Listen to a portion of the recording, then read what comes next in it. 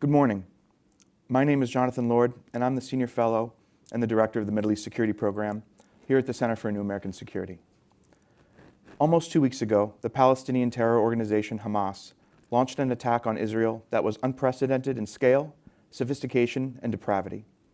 Before the terrorists were subdued, they murdered 1,300 men, women, and children, wounded thousands more, and took 200 hostages back to Gaza. The gruesome assault and murder were unspeakably horrific and has evoked comparisons to the atrocities perpetrated by ISIS. Israel, still reeling from an assault more deadly to the Jewish people than any day since the Holocaust, launched a military counterattack that eventually neutralized the invaders and began an air campaign against Hamas's terrorist infrastructure in Gaza of an intensity and operational tempo unmatched in modern military times. While that air campaign continues, Israel has mobilized its entire military reserve and prepares for a ground incursion into Gaza with the expressed goal of destroying Hamas. Almost immediately after the attack on Israel began, the Biden administration sprang into action, coming to the immediate aid of one of America's closest strategic partners, delivering military supplies and sharing intelligence. President Biden, before becoming the first American president to visit Israel in a time of war, ordered a massive U.S. military force into the Middle East for the explicit purpose of deterring Hezbollah and other Iran-supported groups from opening new fronts against Israel. In an effort to deter Israel, Iran's proxies and partners in the region have steadily increased their attacks on Israeli forces and American forces deployed in Iraq and Syria.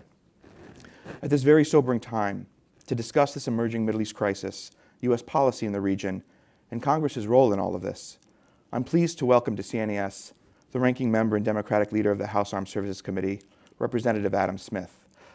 Mr. Smith represents Washington State's 9th Congressional District, serving parts of King County, including South Seattle, Renton, Bellevue, and Federal Way. Having served on the House Armed Services Committee since 1997, Ranking Member Smith served as the chairman of the full committee from 2019 to 2023. He formerly chaired the subcommittees on air and land forces and terrorism and unconventional threats and capabilities, respectively. Ranking Member Smith has also previously served on the House Foreign Affairs Committee and the House Permanent Select Committee on Intelligence. Finally, a point of personal privilege, having served 3.5 years as a professional staff member on the bipartisan staff of the House Armed Services Committee during his tenure as chairman, I'm especially pleased and grateful to welcome Adam Smith to CNAS at this incredibly consequential moment in the Middle East and U.S. foreign policy. Ranking Member Smith, thank you so much for being here today. Well, thank you, Jonathan. I appreciate the chance. And thank you. I'll start on a very positive note. The Armed Services Committee is a great example of how the democratic process should work. I really appreciate your service there.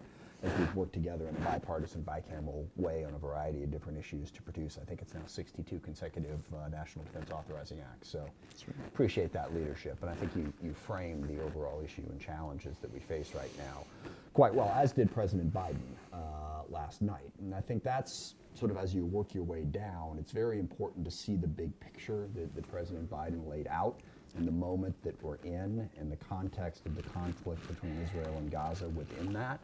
And that is our effort to try to maintain some sort of rules-based international order while that is under pressure and under threat. And specifically under pressure and under threat from Russia, China, Iran, and North Korea, and various terrorist groups. They have a number of different goals. Many of them are different. But the overarching objective is to weaken the United States so that we are not there to check them on anything. They want a world where they are more free to operate. They want to undermine the existing structure.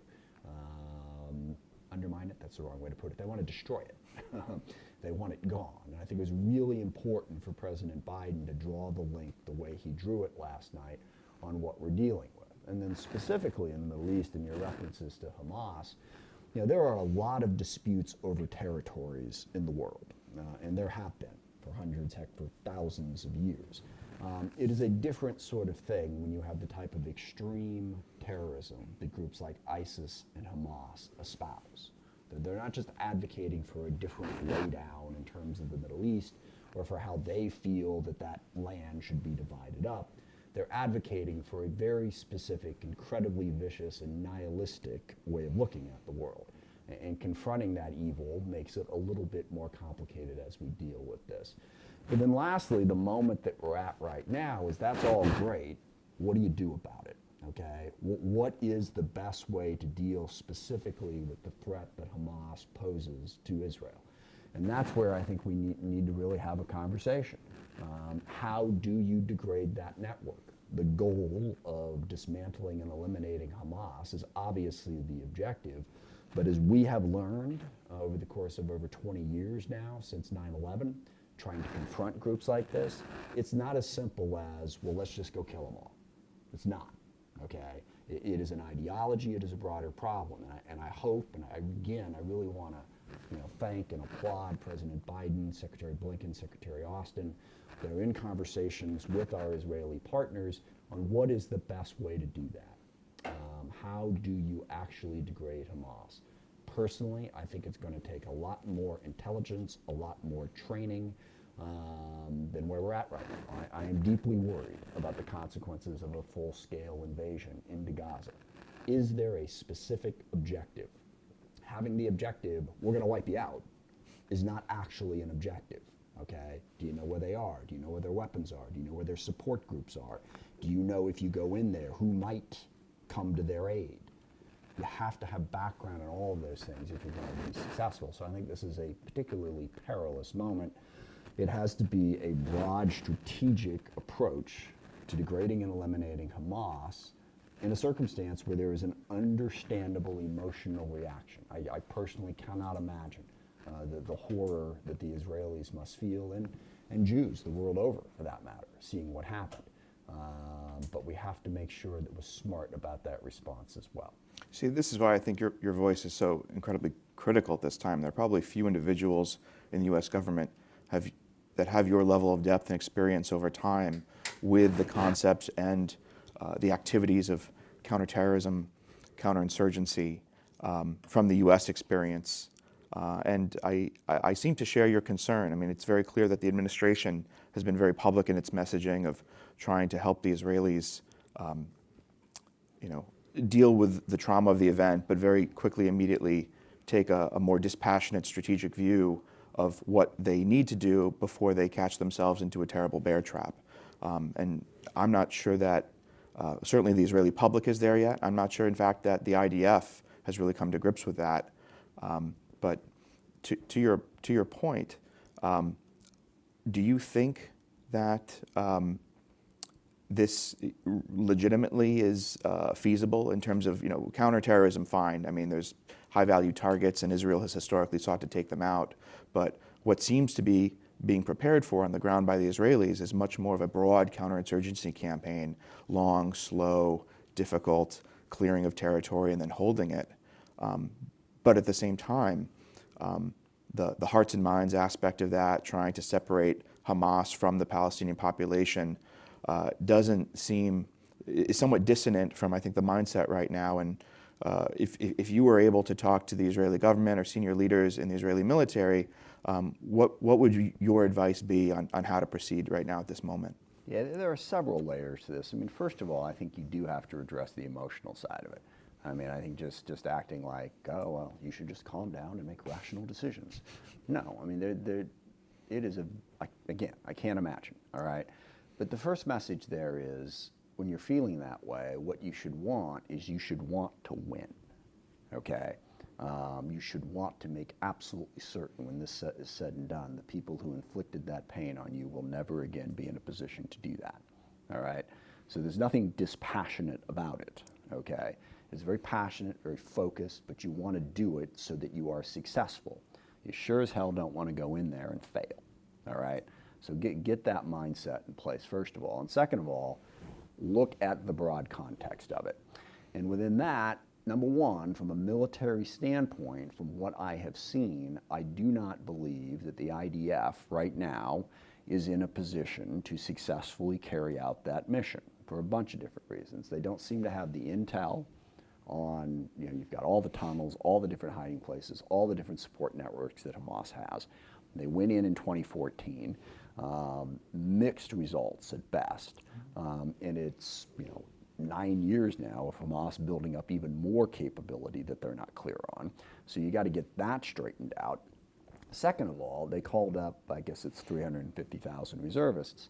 And that's fine. Have those 350,000 reservists been being trained for the last 5 or 6 years in how to conduct this type of operation? That's a great point. All right, because, and I'm not a military person by any stretch of the imagination, but I've seen, these sorts of operations. I've seen the planning and I've seen the aftermath. It is extraordinarily difficult and requires a high level of intelligence and training. And if you don't have that, then you're probably going to be in trouble. Now, the suggestion here isn't don't do nothing, okay? Train, gather the intel, target the people you're trying to take out, and understand the network. One of the things I always loved that Stanley McChrystal said back when we were organizing against Al-Qaeda was, it takes a network to beat a network, okay? Has Israel built that type of network to counter what Hamas has? To counter the support that they get, obviously, from outside of Gaza, to understand where that money is coming from and to choke it off. And then more broadly, part of this is a global campaign. It's not just Israel against Hamas in Gaza with nobody else paying attention, all right? So what else is going to matter to your ability to succeed? And the degree to which the world sees Israel as acting in the correct and just manner matters. Not just from a moral, emotional standpoint, and we can make those arguments, not going to get into that, but it matters in terms of your ability to be able to succeed. If you do not appear like you care at all about civilians in Gaza, you will be less able to succeed in your mission, all right? So they need to really change that. They did not do a good job the first few days in organizing this and the message that they sent out. We need to get humanitarian assistance in, and there is risk in that, and I understand the risk. The risk is either A, that Hamas or Islamic Jihad terrorists will come out and threaten, Israel or Egypt. There is risk that the supplies going in will wind up in the hands of Hamas and strengthen them in the short term, but the risk of not doing it is higher. Sure. No, I mean, there are clearly at this point holes in the strategy, right? And one final point on that, Please. long answer, but the final point is really important, is, and what is Israel's broader strategy to build that support? And I will say this, the distraction of putting settlements deep into the West Bank and trying to defend them has undermined Israeli security. I don't have to get into the argument about whether or not that's just, it's in accordance with international law, all of that. It has made Israel less safe, and it is wholly and completely unnecessary to accomplish what Israel should want to accomplish, and that is to protect their right to exist as a sovereign democratic state. They do not need settlements deep into the West Bank in order to do that. So I hope there is a strategic rethink on how do we win this fight, because it's not just, let's go, we're going to smash them, and then 2 months later we're done. It is a long-term, large-scale, complicated battle that they need to be prepared for. It's a hugely important point. I think in the wake of every intelligence failure, we tend to focus on what we didn't know and how the intel was either wrong or insufficient. But I think what often is less focused upon is that on the other end of the intel failure, there's often a policymaker that was focused on prioritizing something else or had an assumption about their policies that ultimately proved to be untrue. And in this case, I think you've hit it right on the button, whereas this Netanyahu government and past governments had come to the understanding that Hamas in perhaps covert, tacit ways could be a partner to maintain some degree of status quo. If money could flow in from Qatar, if Gazans from that side could come into Israel, of which there were as many as 17,000 coming in every day for work, earning 10 times as much as they could within Gaza proper, as recently as October 6th, the day before, Hamas would do its bit to keep tensions down. And with the exception of the occasional, rocket and then airstrike as a sort of transaction to remind people of, their importance, that had been somewhat of the status quo, and that had caused perhaps a degree of a blind spot that had then enabled the Netanyahu administration to really think aggressively about what its goals in the West Bank were, of which, obviously they're quite divisive. But what has also been reported in support of that and this gets very clearly to your point, that as much of 70% of the posture that was supposed to be in the Southern Command in and around Gaza was actually in the West Bank, doing settlement security and other activities due to the uptick in violence and instability there. And those decisions were made by Bezalel Smotrich, one of the far-right individuals in Netanyahu's government. So there's that's two other key points about the Netanyahu government. Number one, empowering the most extreme elements of Israeli politics definitely undermined their ability to be successful. It divided and distracted the Israeli people and promoted policies that were not in Israel's best interest. Now, I don't know Netanyahu. I've met him a few times. I don't know him at all. I don't know if he was doing that just for the sake of political survival or if it actually reflected his personal views. Either way, it's a problem and one that they need to get control of. And the second big thing is you have to have a viable Palestinian state, all right? And the degree to which Netanyahu was willing to move away from that, to sort of make that tacit deal with Hamas while undermining the Palestinian Authority and not helping them, is also not a positive long-term strategy. Now, I know, and I've read a lot about how the two-state solution is a fantasy and it's ridiculous. There is no other option to get to a peaceful Middle East, all right? Now, it's going to take a long time, and people have been undermining it for too long. But if you just start with the basic notion that you need the Palestinian territories to be governable, to be economically viable, to be politically viable, because if they're not, then this is what you get.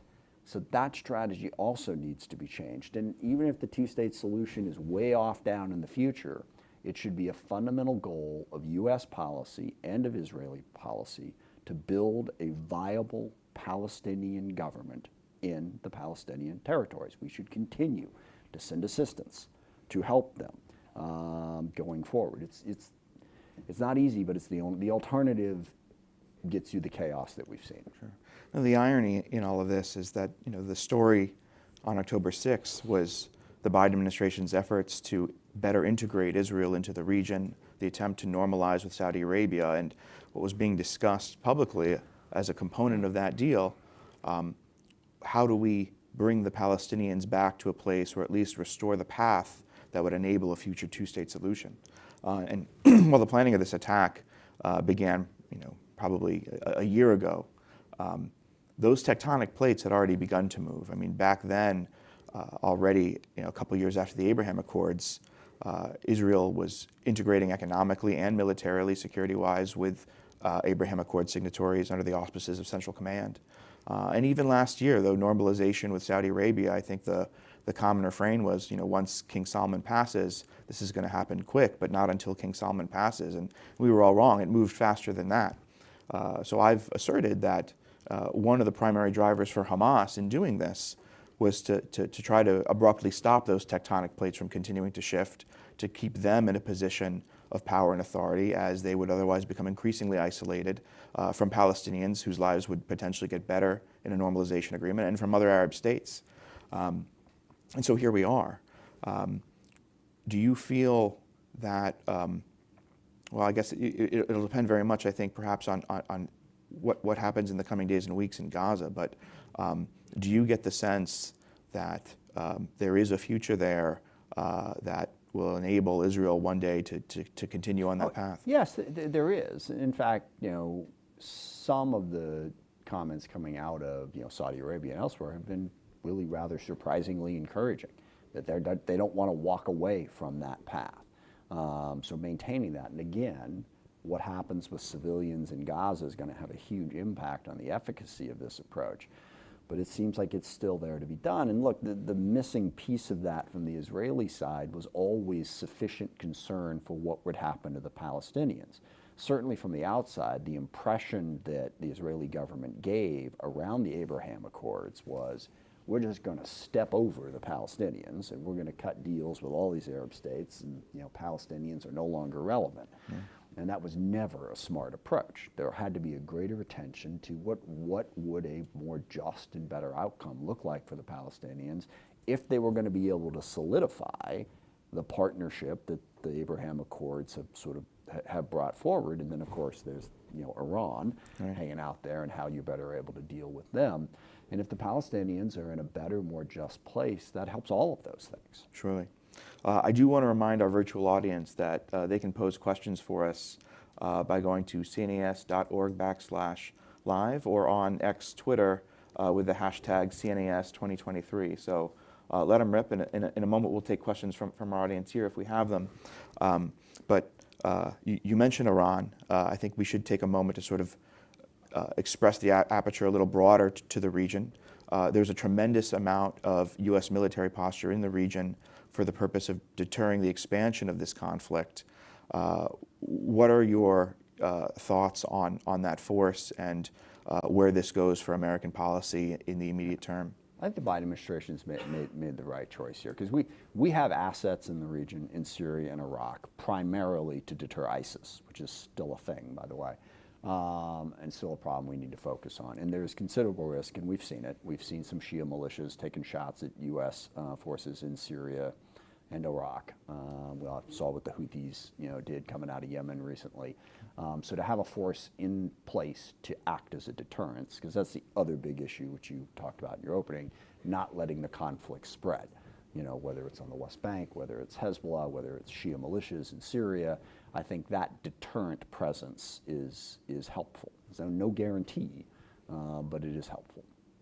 Yeah, no, I think deterrence is a tricky thing. Deterrence is a word that gets thrown around in the Middle East a lot, and I think administrations from both parties in the past have used expressions of deterrence to attempt to constrain Iranian action, and I think there are times at which it's probably not all that meaningful to the Iranians. Like if you're going to fly bombers from Minot Air Base every so often just to remind them that we have them and that's a thing we could do, I don't think that necessarily, yeah, they know that, and I don't think they believe we're just going to preemptively start dropping bombs one day.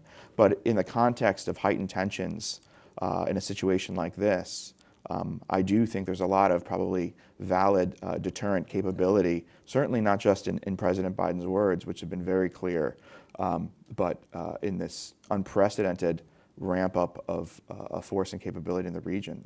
Deterrence is not a simple thing. Sure. Because there's a very, very fine line between deterrence and provocation. Yeah. And that's why you got to be really experienced and smart at this to figure out how to walk that line. Yeah.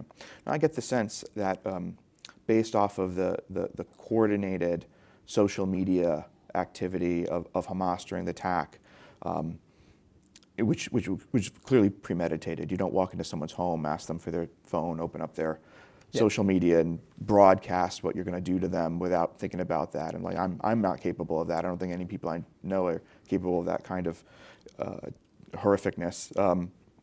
But I think part of the idea was there to try to immediately bring the Arab world into a conflict. And in that, they clearly seem to have failed. I think people were otherwise left aghast, perhaps because of, right, exactly right. I'll do the same. In the wake of ISIS, there probably was a lot of scar tissue looking at some of those images for Arab communities. Right. But here we are now, and we're definitely seeing what appears to be a coordinated stepping up, a modulation upward. Well, and that's what I was talking about up front. I mean, Hamas is playing a much larger game. They are trying to win the broader audience that is also going to have an influence on how this conflict comes out. And we need to be very, very mindful of how to engage in that, as does Israel. Yeah. So we have a tough question here. It's a bit of a hypothetical, and we don't have to go there if we don't want to. But Zhao Shan from VOA is asking, in the event of a ground invasion, in Gaza happens, what could the U.S.'s military response be? What would happen to the deployed U.S. troops in the Middle East? And how will the U.S. elevate actions amid the escalating conflict if other big players join the war? Yeah, it certainly ramps up the risk, no doubt about it. I mean, we would not change the posture. The posture is we're there to try to make sure it does not expand. And frankly, whether it's because of a ground invasion or simply because somebody in Hezbollah or some Shia militia decides to be more aggressive, we have to be very smart and judicious about how we respond to that. I mean, we've seen, it's not like the northern border of Israel has been calm and peaceful for the last 2 weeks. Sure. It hasn't exploded, so there have been shots fired back and forth. So I think what we would have to do is we would have to be very careful about a proportional deterrent response and not to step over that line into a broader conflict. The one thing we really haven't gotten to is, what's Congress going to do about this? Are we going to pass the package? And I think it is important that we do. And I think President Biden made a great case for that. And sorry, I hesitate because I was going to say we're relying on the Senate, which is something no House member ever likes to say. Sure. But it sounds like they are much, obviously, further down the road on a bipartisan agreement. Mm-hmm. And I know the White House was in very close consultation with Democratic and Republican senators as they put that package together. And that also is going to be a part of how we continue to deal with the broader struggle that President Biden outlined, and also support Israel in their current fight. Right. No, I mean, there's a huge question about the role of Congress in all of this. Certainly, President Biden's request yesterday, the coming package, which appears to be $100 billion, focused primarily on supporting both Ukraine and Israel, having made the argument that ultimately this is part of a broader strategic problem where democratic allies and partners of the U.S. are under attack. But even more specific than that, the authorities to go to war belong to the Congress. And of course, perhaps this administration can find the authorities to defend Americans in the region or partners based off of something in Article 2 at some point. God forbid this expands. Well, authorities notwithstanding, you want as broad a support as possible for the effort. And Congress, whether we care to admit it or not, is a reflection of the American people. And if Congress is engaged, involved, and supportive, that helps that overall effort. And that's the message that President Biden, I think, was sending out. And it's not a simple message. Okay, because even as we're talking here, I'm talking about a rules-based international order, talking about promoting democracies. You can go, well, it's not always a rules-based international order. They violated the rules here. Or what about the countries we support that aren't democracies? But the point that I hope people won't lose is none of this is perfect. You can't figure out some way. What's there, like 8 billion people in the world now? Yeah. 7, 8, something like that. I haven't looked in a while. It's hard to keep that from all falling apart and going into violent chaos, okay? And you've got to be a little flexible in how you do it. But the message that I think President Biden sent last night is the United States of America, relatively rare amongst global powers during our sort of period here of 80 years roughly that we've been in that position, we actually try. Okay, we believe in the concept of keeping the peace and trying to improve things going forward.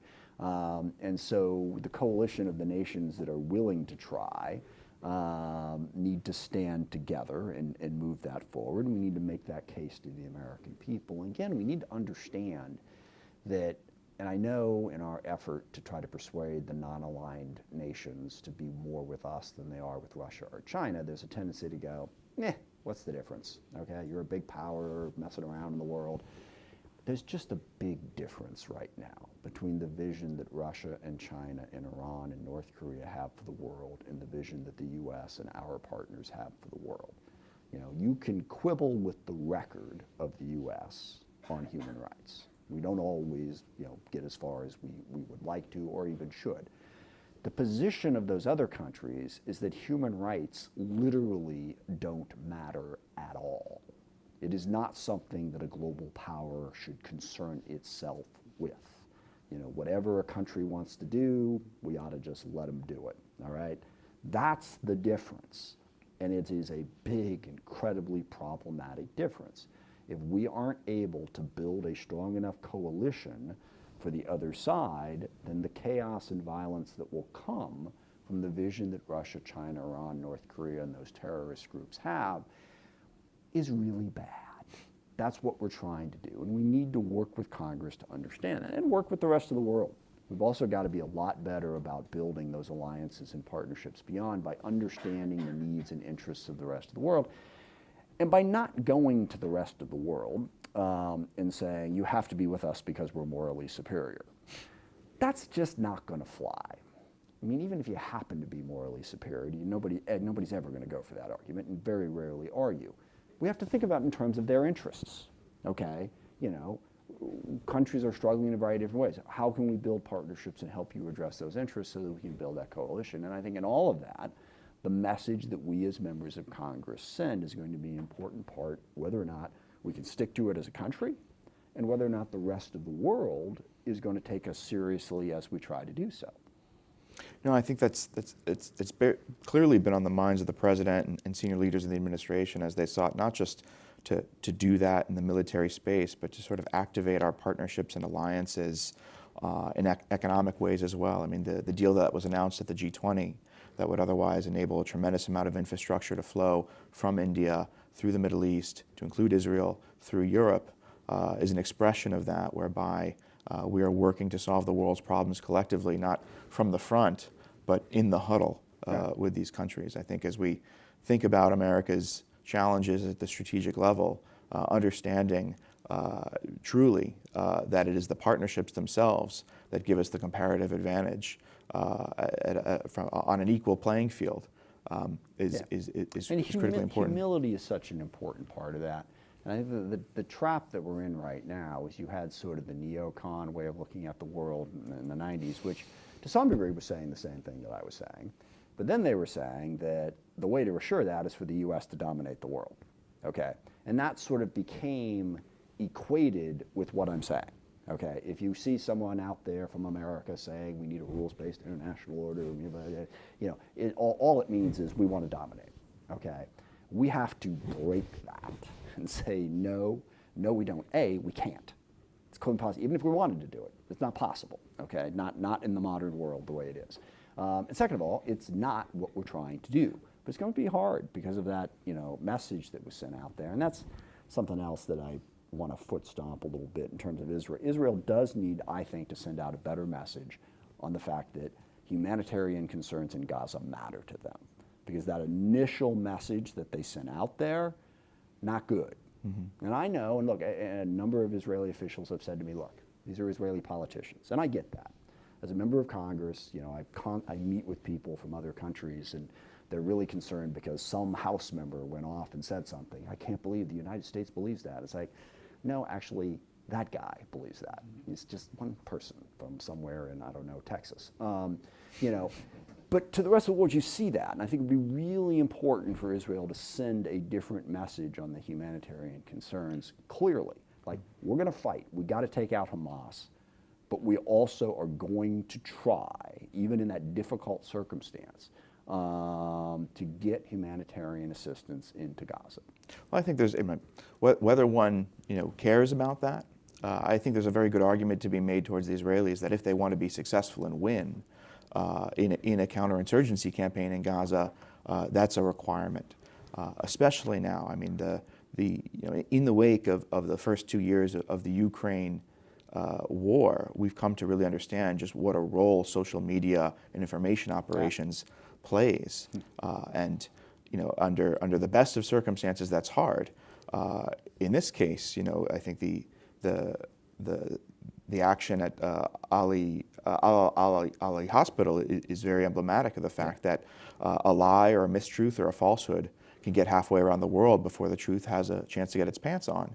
And there's really no coming back from that initial falsehood necessarily. Right. You have to be careful about your messaging, and the reason the world was more readily able to believe that. And by the way, and I read the New York Times this morning's take on this, and it's not really a 50-50 call.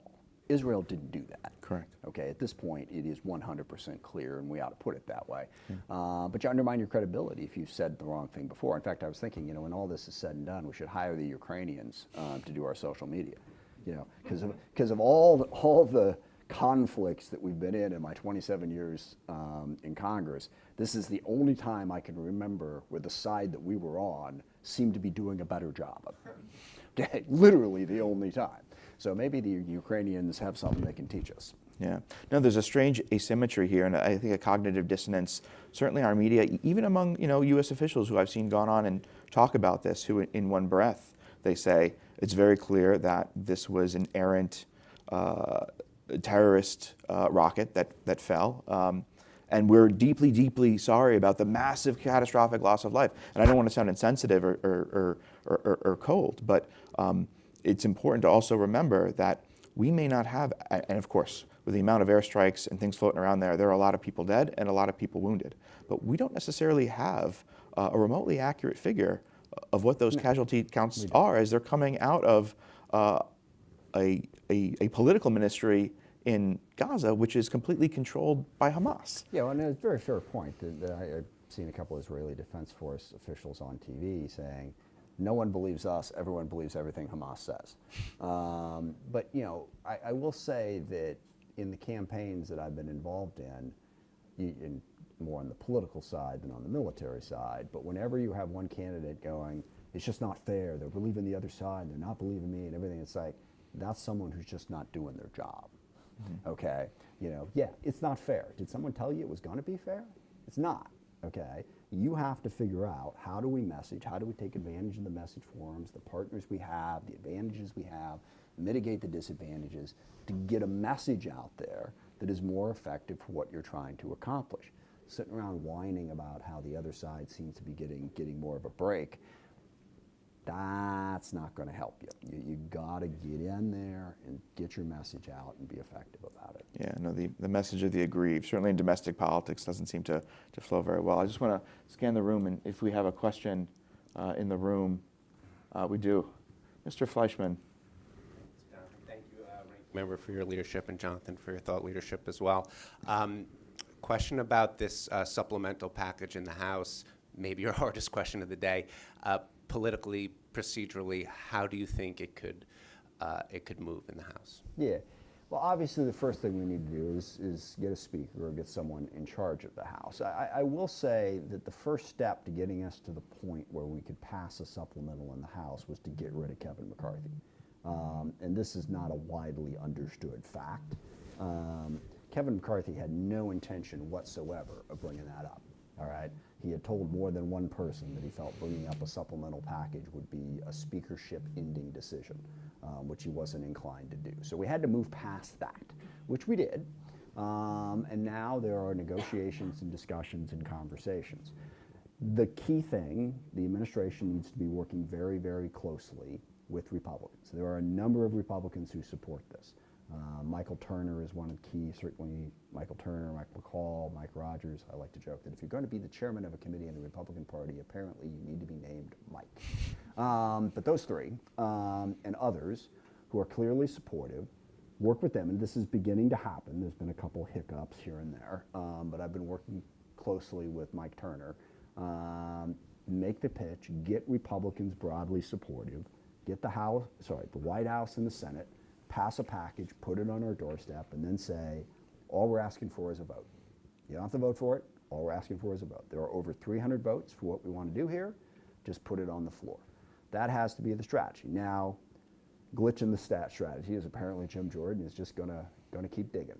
For how long? Who knows? He's got to stop at some point, and then they got to pick somebody else. And we'll see how that happens. Final point on this that's important is it is still out there to do, as Hakeem Jeffries would say, the bipartisan path forward. There is a large group of us, and we're not asking for a lot. I know there are some Democrats that envision a power-sharing arrangement. We get a chairmanship. That's not going to happen, all right? But if they just agree, bring up the supplemental, work the appropriations process at the agreed-upon level based on the May agreement, don't shut the government down. You do those three things, we'll throw you a few votes if you need them. And that's still very much on the table for any Republican that wants to take us up on it, whether it's, you know, extending the powers of Patrick McHenry for a short period of time or some other individual. So that's the path forward, and time, it's wrong to say time is running out. So a little bit of time. It's starting to get a little snug, let's put it that way, if we're going to be able to work through this, and we'll see what happens today. I know we have to let you go very soon to vote, but you know, on that point, I just got another point of personal privilege, sir. One of my first memories of you in the chairman's seat was actually the day that you convened the House Armed Services Committee as chairman for the first time in the organizational meeting, and you gave a speech, which I'm sure some version of that speech has been given for many years prior, but you basically said, we do two things here. We run a bipartisan committee, and we get a bill passed into law every year.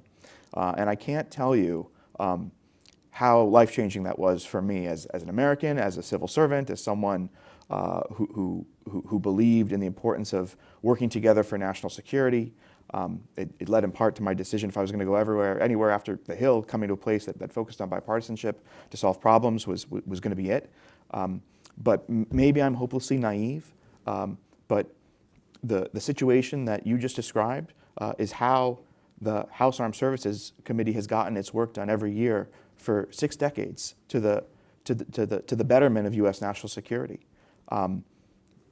Do you believe that, obviously that to my eyes is a culture and a beacon and the azimuth by which Congress should focus on every issue in every committee, but is this a moment, do you think, where responsible members can come together for the sake of U.S. national security and do what you've suggested? I think that happens more often than most people realize. I mean, and I think President Biden's leadership has been incredibly important. And everybody's focused on the fact that he's 80 years old. Okay, he's 80 years old, but he's doing a good job. Okay, and isn't that latter part kind of more important? All right, he's bringing people together. He brought people together on the CHIPS Act, brought people together on the infrastructure bill. When he couldn't bring those people together, he got a deal done on the Democratic side to pass the Inflation Reduction Act and the American Rescue Plan. The business of legislating can absolutely be done. I mean, it's hard. I'm not going to say it's not hard, but you can work at it, and you do it, and you get it done, and there is still a solid majority. I think I used to say overwhelming, and now I'm going with solid majority of people in the House and in the Senate who that's what they want to do. Yeah. Okay. Now there's a whole lot of people throwing stuff in our way as we go, but that's part of the process. So yes, I still passionately believe that we have a bipartisan group that can meet the challenges that our country faces in a democracy. Democracies are messy. That's the nature of it. Dictatorships don't have to worry about what a whole lot of people think. Our system is better. It's just more difficult, and we have to stick with it, and I intend to. Ladies and gentlemen, Ranking Member Adam Smith, thank you so much for being here. Thank you for your leadership on this and so many issues. I think many of us sleep better knowing that you are where you are at this moment of great consequence and crisis. Thank you so much for your time. Thank you, Jonathan. It's always a pleasure to see you.